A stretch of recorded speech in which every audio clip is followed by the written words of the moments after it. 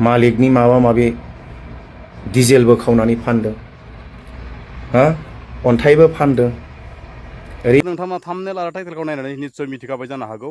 नोंथांमोनाथ' गासिबो मिथिखायो जोंहा फेसबुकआवबो जेनेबा इउटुबावबो इन्स्टाग्रामफोरावबो बिराद माने फेमास जोंहा माने बि गार्ल्स मोना बिब' बिनानाव लोगोसे बिफा माबा आरो बड'नि रक आरो बर' रक होननाय मोनसे इनाव माने मोनसे इउटुब चेनेल दं। लोगोसेयै बिसा माने बिराद गिदिर काहिनी जादों आरो लोगोफोर बिसोरखौ माने ससियेल मिडियानि थ्रुयै माने मैयानिफ्राय माने बिसोरखौ माने एकदम माने बुजानानै जखम जानाय जिबायदि माने ब्लाड फट' जिखौ माने फेसबुकाव माने भाइरेल जाबाय थानायनि बिखय दिनैसिम माने बे आदैया माने गावनि खुगाजों रिपिट माने एकदमबारे गोसो गोरबोजों माने एकदम खुलायै माने फोरमायजोबना होबाय। नोंथांमोना ससे क्लिप भिडिअखौ नायब्ला मिथिगोन। बिनि उनाव आङो फंनैसो बाथ्रा सावरायगोन। नोंथांमोना भिडिअखौ स्किप खालामालासेनो जोबजासे नायलांबानो जाबाय। लोगोफोर थुदुथु भिडिअ ससे क्लिप भिडिअखौ नोंथांमोना नायलांग्रो दे।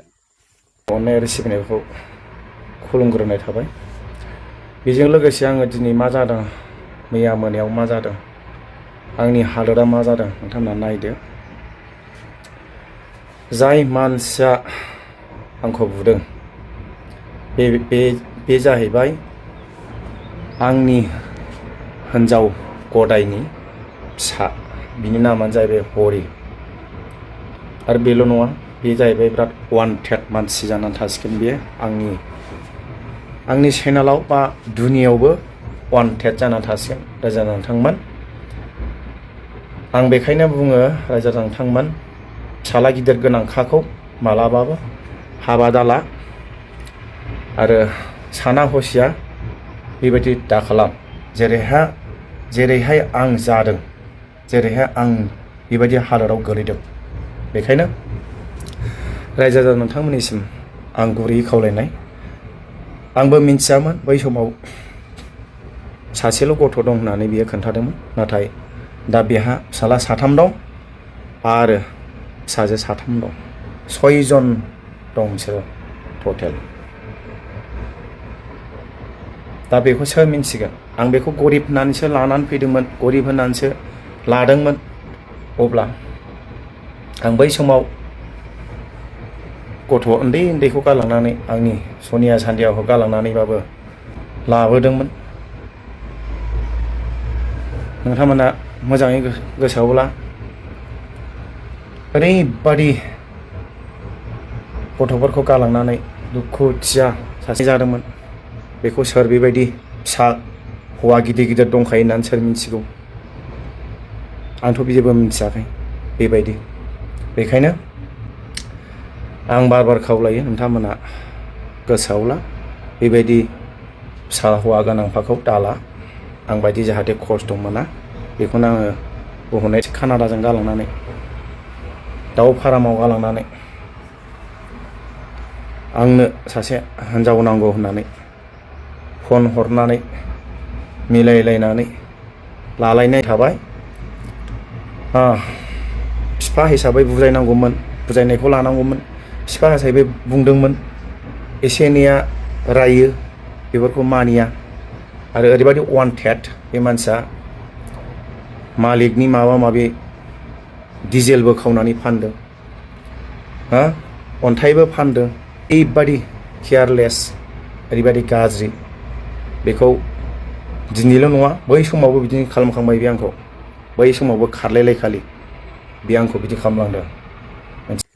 लोगोफोर नोंथांमोनाथ' मिथिखाबायानो जोंहा एकदमबारे बड'नि रक जिबायदि ओरैबायदि माने फिसालाया माने ओरैबायदि जखम खालामना दोनदों, बुनानै ससियेल मिडियाआव ओरैबायदि माने भाइरेल खालामना दोनदों। लोगोसे बिनि बिखौ फंनैसो बाथ्रा सावरायगोन। आरो आदैया माने मा बाथ्रा बुंदों, नङा होमबा लोगोफोर? आदैया ओरैबायदि बाथ्रा बुंदों कि सोरबाफोर माने जिखुनु माने गावबायदिफोर जानानै दङब्ला, गावबायदि माने आदा सस्रा जिखुनु माने सोरहाबा माने गोदानै हिन्जाव लाफिननो गोसो दंब्ला माने फिसाला गेदेर थानायफोरखौ माने हाबा खालामनाङा होननानै बुंदों। निस्सय नंगौ।